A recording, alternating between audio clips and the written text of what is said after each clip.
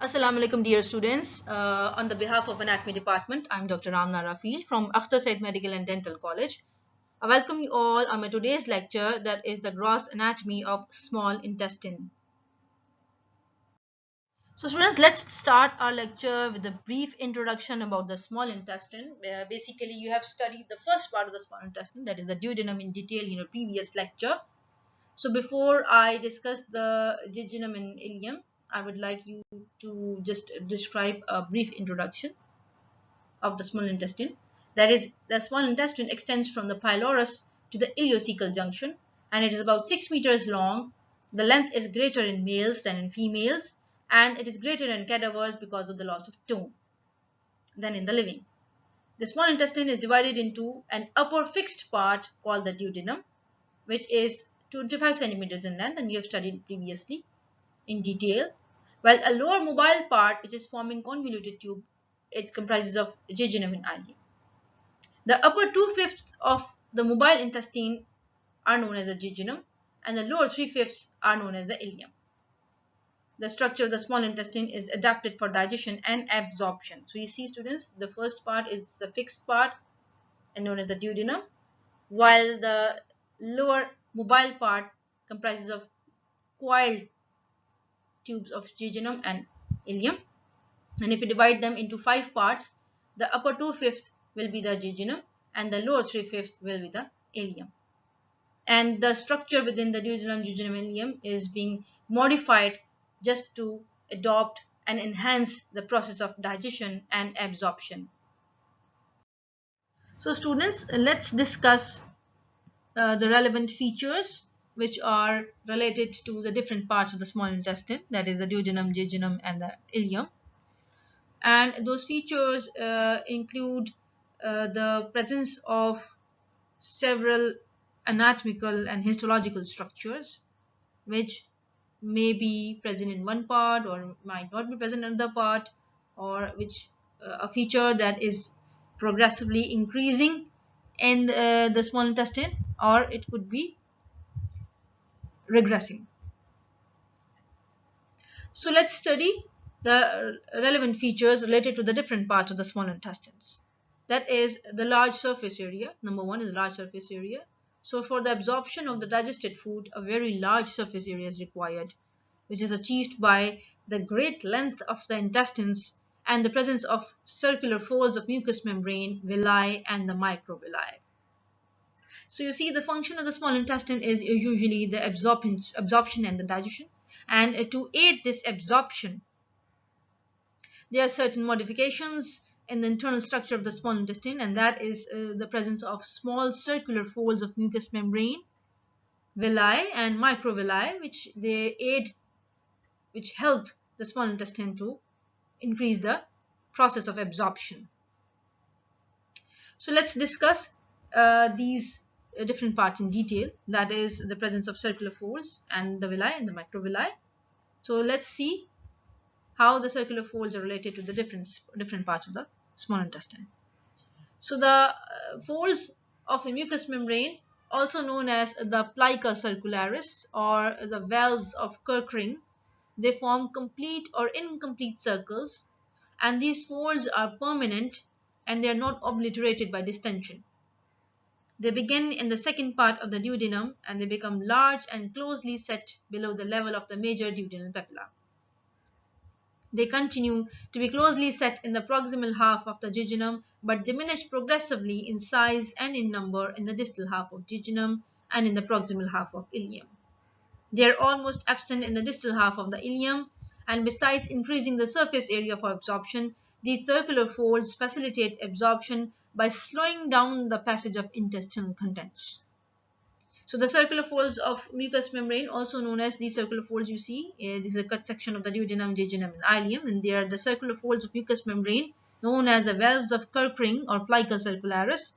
These are the permanent folds and they are not obliterated, they are not changed with any tone of the intestine, and they begin in the second part of the duodenum. So it means the first part is devoid of these folds. They begin in the second part of the duodenum and they become gradually increase in number till the proximal half of the jejunum, but then it progressively diminishes in size and in number in the distal half of the jejunum and in the proximal half of the ilium, and they are usually absent in the distal half of ilium. So what is the function of these folds? They facilitate the absorption, and by increasing the surface area, and also slower down the passage of the intestinal contents. So in this diagram you see these are three modifications present within the different parts of the small intestine, and that is the villi, finger-like projections, and there are circular folds, and on the villi has several cells, and these tips of the cells contains the microvilli, and you see in this diagram there is a cut section showing the circular folds of mucous membrane known as the plica circularis or valves of Kupffer. So students, let's see what other features are present in the different parts of intestines, small intestine, that aid in the absorption. So we studied the circular folds, then we come to the intestinal villi. They are the finger-like projections of mucous membrane just visible to naked eye. They give surface of intestinal mucosa a velvety appearance. They are large and numerous in duodenum and jejunum, and they are smaller and fewer in ilium. So you see these are the finger-like projections which are present on the mucous membrane of the small intestine, and you can easily see with the naked eye, and they give the mucosa of the small intestine a velvety appearance. They are large and numerous in the duodenum and the jejunum, while they are smaller and fewer in the ilium. While the microvilli, each villi is covered by a layer of absorptive cells. These are the columnar cells, and the surface of these cells has striated border, which is seen under the electron microscope. So you see the villi, and they are villi covered by the absorptive columnar cells known as the enterocytes. You see these are present in the boundaries of the villi, and we take a closer look. So these cells, the boundaries of the villi has cells, and those are the columnar cells known as the enterocytes, and these cells have a striated border or a brush border which has basically made up of microvilli. So these intestinal villi and microvilli, they aid in the increasing the surface area for the absorption. While the intestinal glands or the crypts of Lieberkühn, they are the simple tubular glands distributed over the entire mucous membrane of the jejunum and ilium, and they open by small apertures on the surface of mucous membrane between the villi, and they secrete the digestive enzymes and mucus. While the duodenal glands or the Brunner's gland lie in the submucosa and are compound tubuloacinar glands that secrete mucus. So you see between the villi they are crypts. There are the glands, intestinal glands known as crypts of Lieberkühn, and they open by a small aperture between the two villi, and these have cells which secrete the digestive enzymes or the mucus. While the glands in the duodenum are known as the Brunner's gland, and they are present in the submucosa, and they secrete the mucus. So villi and the microvilli and the crypts of Lieberkühn. So students, let's come up with another relevant feature present in the different parts of the small intestine, that is the lymphatic follicles. So the mucous membrane of the small intestine contains two types of lymphatic follicles. One is the solitary lymphoid follicle, which is 1 to 2 millimeter in diameter and is distributed throughout the small and large intestines.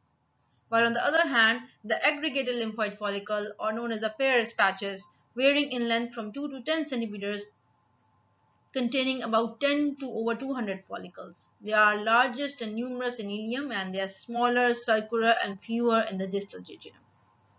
They are placed in lengthwise along the anti-mesenteric border of the intestine, and Peyer's patches, they may get ulcerated in case of typhoid fever, forming the oval ulcers.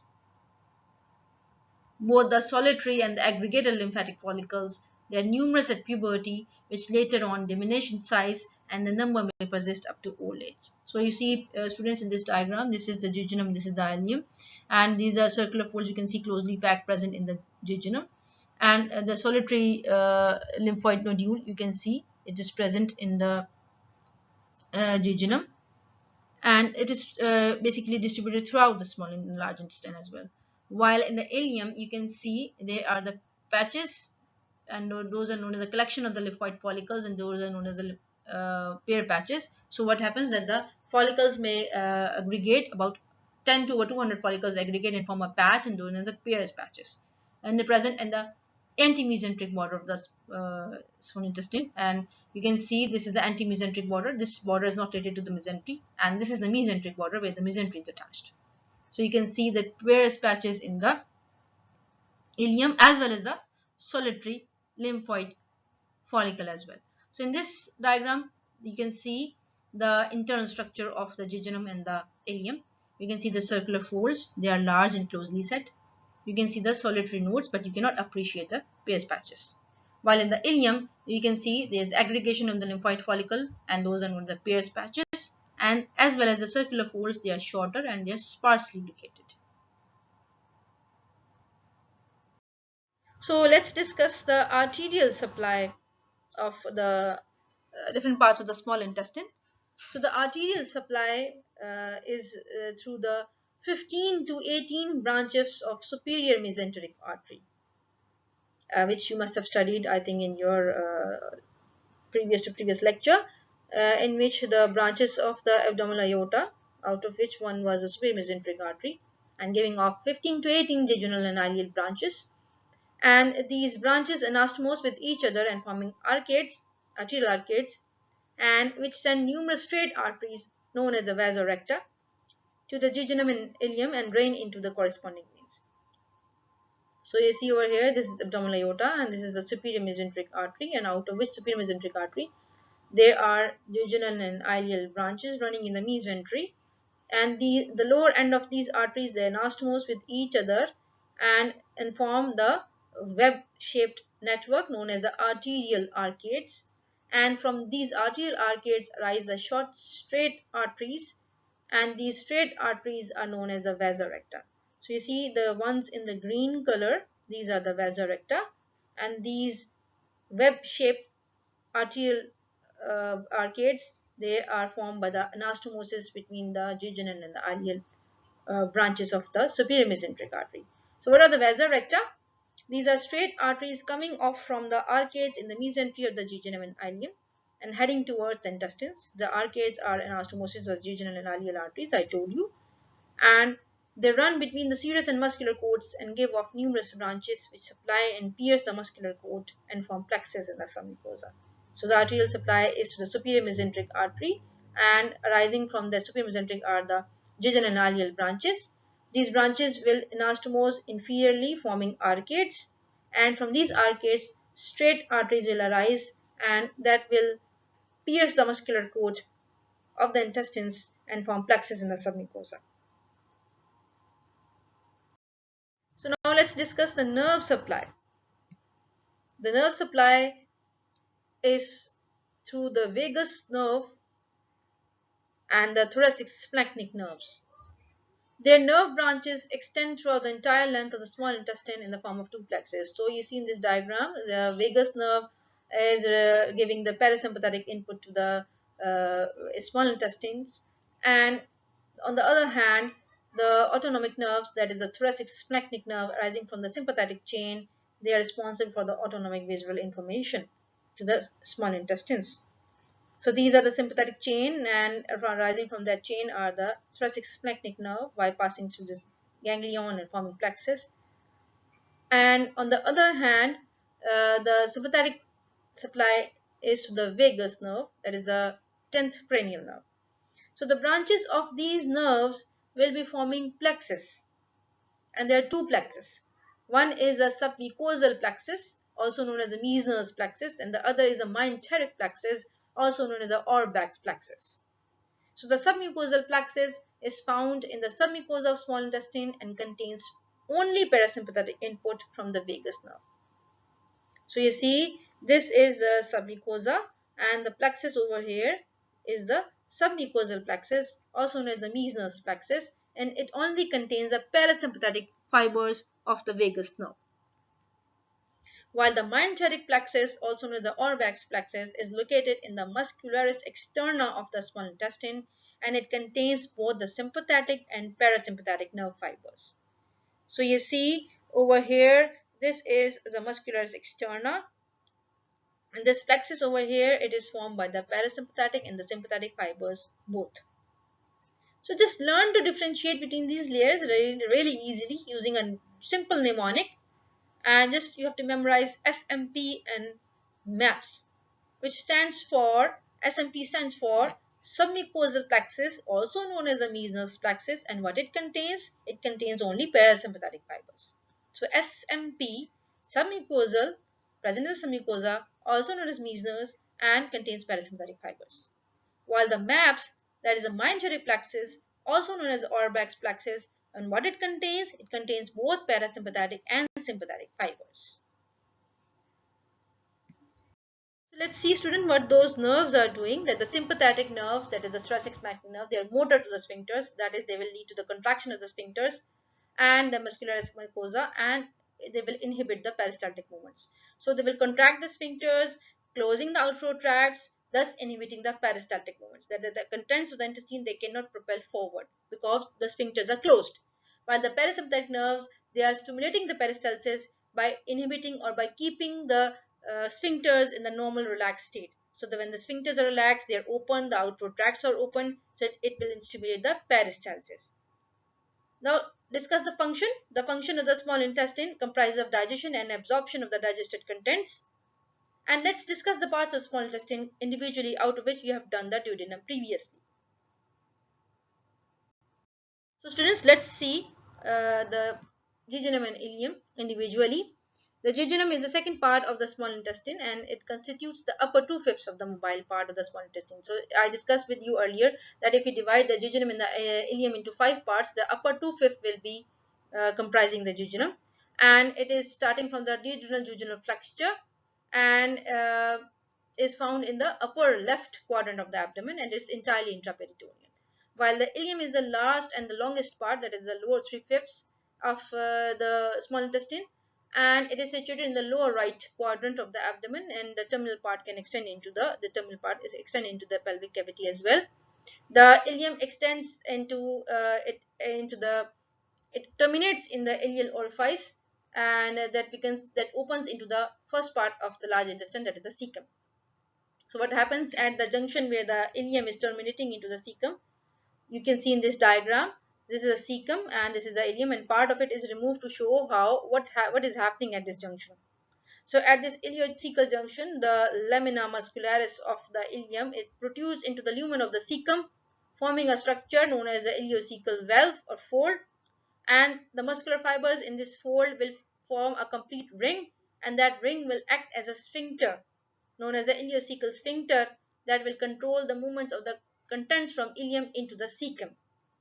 So the ilium is situated in the lower right quadrant, opening into the cecum, known as at the junction known as the iliocecal junction, and at the junction the lamina muscularis is extending into the lumen of the cecum to form a iliocecal valve, and the muscular fibers within this valve will form a complete ring, forming a sphincter known as the iliocecal sphincter that will control the rate of emptying of the contents from the ilium into the cecum. While the structure, blood supply, nerve supply of the jejunum and ilium corresponds to the general description of small intestine which we discussed previously. So students, let's find out how to differentiate between the jejunum and ilium. So as a physician, you should be able to distinguish between the large intestine from the small intestine, or the parts of small intestine, that is you should be able to distinguish between the duodenum from jejunum and ilium, or like in case there's a scenario in which you have been called upon to examine the different parts of the small intestine in a patient having burst abdomen and where the coils of gut are lying freely. So in that case, you may be called upon, or you must, as a physician, as a surgeon, you must be aware that how you can differentiate between the jejunum from the ilium. So students, let's see what are the anatomical and the histological differences between the jejunum and the ilium. So those differences are at the macroscopic level, that is the differences, the gross differences which you can see from your naked eye. And there are differences which are at the microscopic level, that is you cannot appreciate with your naked eye. So let's discuss with the macroscopic features, and that includes the location. Of course, we discussed previously that the jejunum occupies the upper left part of the intestinal area or the abdomen, while the ilium occupies the lower right quadrant of the abdomen or the intestinal area. That comes under the difference on the basis of location. Now the color. The color of the jejunum is deep red, while that of ilium is pale. It's paler pink and the jejunum is deeper red. The caliber. The caliber lumen of the jejunum is 2 to 4 centimeters, while that of ilium it is 2 to 3 centimeters. That is less than the jejunum. The wall. The wall of the jejunum that you can feel and you can see with the naked eye, that is thick and heavy, while that of ilium is thin and light. The vascularity of the jejunum is greater, while that of ilium it is lesser. Now let's see what does the mesentery of the jejunum and the ilium looks like. The mesentery has several features in it, starting with the vasa recta. The vasa recta, which I told you, these are the straight arteries coming from the arterial arcades, which are formed by the anastomosis between the jejunum and ilial branches of superior mesenteric artery. The vasa recta running in the mesentery of the jejunum are long, and the vasa recta running in the mesentery of ilium are short. The arterial arcades formed by the anastomosis are few and larger loops, while that in ilium are many in number and they are shorter loops. The fat in the mesentery of jejunum is less, and while that of ilium is more. There is less fat in the mesentery of jejunum, and there is more fat in the mesentery of the ilium. Let's see the windows. Windows are present in the jejunum and windows are absent in the ilium. So students, what are the windows? Windows are basically the areas of the mesentery that are devoid of fat. So when a part of a mesentery has no fat, that part of the mesentery becomes translucent. So as I told you that the fat in the mesentery is less in the jejunum, so you can see the areas in the mesentery of the jejunum which are devoid of fat, and those areas are known as the translucent areas, and basically those translucent areas are the windows.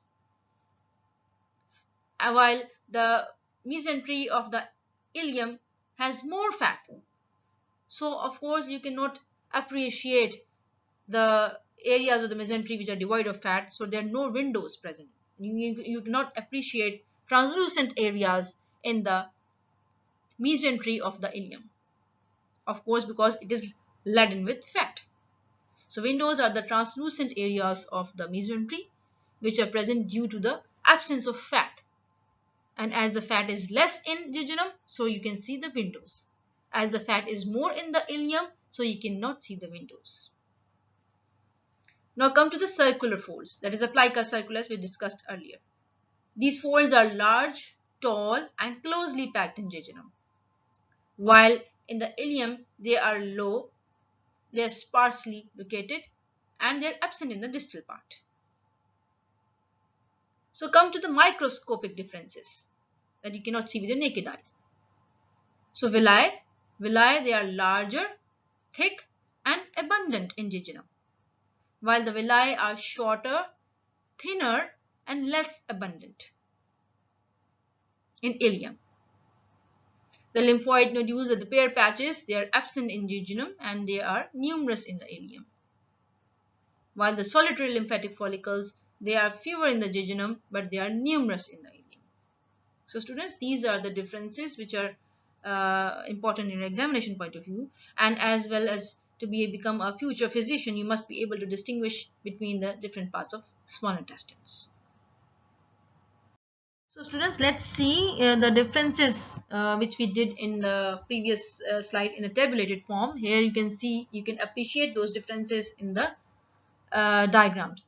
So here the first difference you can see, the location of the jejunum is in the left upper quadrant, while that of ilium is in the right lower quadrant.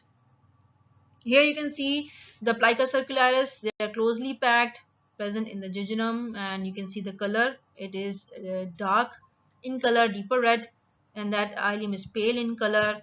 You can see the less abundance of the circular folds with the pair patches present in the ilium, and their pair patches not present in the jejunum. You can even see less fat in the jejunum, and you can see more fat in the ilium, and these translucent areas known as the windows are present more in the jejunum, and you can see the translucent part less in the, or even absent in the ilium. In this diagram you can see the arcades, they are shorter, fewer, with long vasa recta, while in case you can see their arcades are numerous, larger, and with short vasa recta. These are the histological differences. You can see the villi are in the jejunum, they are long, and while the villi in case of ilium they are short, and you can see the pair patches present in the ilium as well. So let's discuss the clinical correlates of the small intestine, and the most important one is the Meckel's diverticulum. So students, before I discuss with you what Meckel's diverticulum is, so let me just give you a brief definition or knowledge regarding what diverticulum is. So the diverticulum is basically an abnormal sac or pouch that develops at a weak point in the intestines. So it is just an abnormal sac or a pouch which could develop if there is any weak point in the intestines. Various types of diverticula can develop as you age, but when you are born with a diverticulum in your intestines, it is referred to as Meckel's diverticulum. So Meckel's diverticulum is the persistent proximal part of vitelo-intestinal duct, which is present in the embryo and that normally disappears during the 6th week of intrauterine life. So students, if you must have studied in your embryology that there is a vitelo-intestinal duct, tubular passage, which basically connects the embryological yolk sac with the lumen of the developing midgut. So it is a tubular structure that connects the yolk sac with the developing midgut, but that has to regress normally during the 6th week of intrauterine life. And if it persists, that vitelo-intestinal duct persists, it does not regress, the proximal part of that duct becomes the Meckel's diverticulum. So of course I told you that the vitelo-intestinal duct is a tubular passage that connects the midgut with the yolk sac. So this is the midgut and this is the vitelo-intestinal duct, and if the proximal part of the duct it persists, it becomes the Meckel's diverticulum. So here you see this is a small intestine and there is an abnormal sac or pouch which protrudes. In case of persistent vitelo-intestinal duct, that will be known as the Meckel's diverticulum. Students, we studied what Meckel's diverticulum is. So that was an abnormal sac or pouch which appears due to the persistence of the proximal part of vitelo-intestinal duct. So vitelo-intestinal duct that has to regress by the 6th week. If it persists, its proximal part becomes the Meckel's diverticulum. So how this Meckel's diverticulum present? Let's see, and we apply a rule of twos. And how we apply the rule of twos is that the 2% of the population is affected. It occurs only in the 2% of the population. Then male to female ratio is 2:1. That is, males are affected twice than the females. It is situated 2 feet from the ileocecal valve. That is 2 feet proximal to the ileocecal valve. So it occurs in the ilium just 2 feet before it opens into the cecum. It is 2 inches in length. This out pocketing or this sac will be almost 2 inches in length. And 2% of the population develop the complications. And the 50% of that population will be before age of 2. And 2 types of heterotropic mucosa would be present in this Meckel's diverticulum. It could be gastric mucosa, secreting the gastric enzymes, or it could be the pancreatic mucosa secreting the pancreatic enzymes. So the rule of twos is applied like the 2% of population is affected. Males are affected twice than the females. Situated 2 feet from the ileocecal valve. It is 2 inches in length. 2% of the population develop the complications, and there are two types of heterotrophic mucosa situated in this Meckel's diverticulum. Could be gastric and could be pancreatic. So here you can see this diagram. This is the ilium, and this blind pouch is known as the Meckel's diverticulum, which is due to the persistent proximal part of vitellointestinal duct. So students, what could be the complication of this Meckel's diverticulum? So basically the risk of complications dramatically decreases with age, and most adults with the Meckel's diverticulum remain asymptomatic. The complications develop in approximately 2% of all the adults with a Meckel's diverticulum. So what could be the possible complications? That it could lead to bleeding, it could lead to intestinal obstruction, it could lead to diverticulitis, that is the inflammation of this diverticulum. It could lead to the perforation, the ilium can be perforated, or this diverticulum itself can be perforated. And due to the presence of heterotrophic mucosa, it could lead to the carcinoma. So here in this diagram, you can see this is the ilium, and this out pocketing, or this pouch, or this sac you're seeing over here is the Meckel's diverticulum.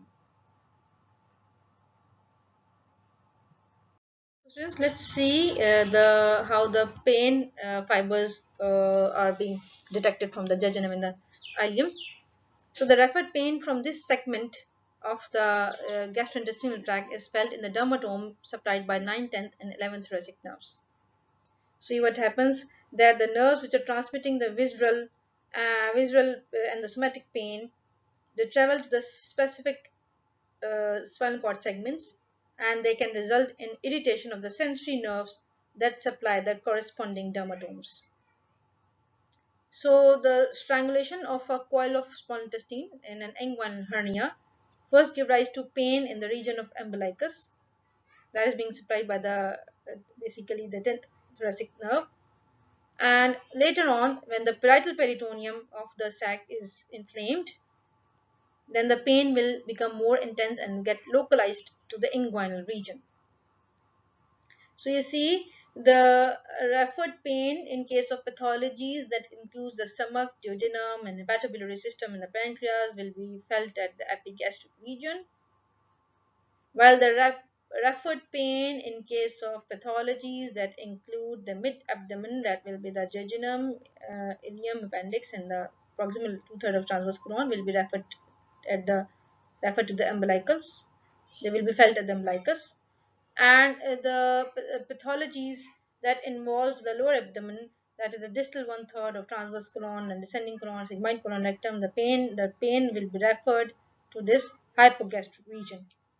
So you see in this color coding diagram, the pathologies involving the foregut, the pain will be referred to the epigastric region, and the pathologies that involve the midgut, the pain could be felt at the umbilical region, and the pathologies that involve the hindgut is presenting referred to the hypogastric region or the suprapubic region. So students, that is the end of our lecture. I thank you all for your cooperation. I hope you have understood very well. And in case of any queries, you can consult us anytime. And thank you so much and best of luck.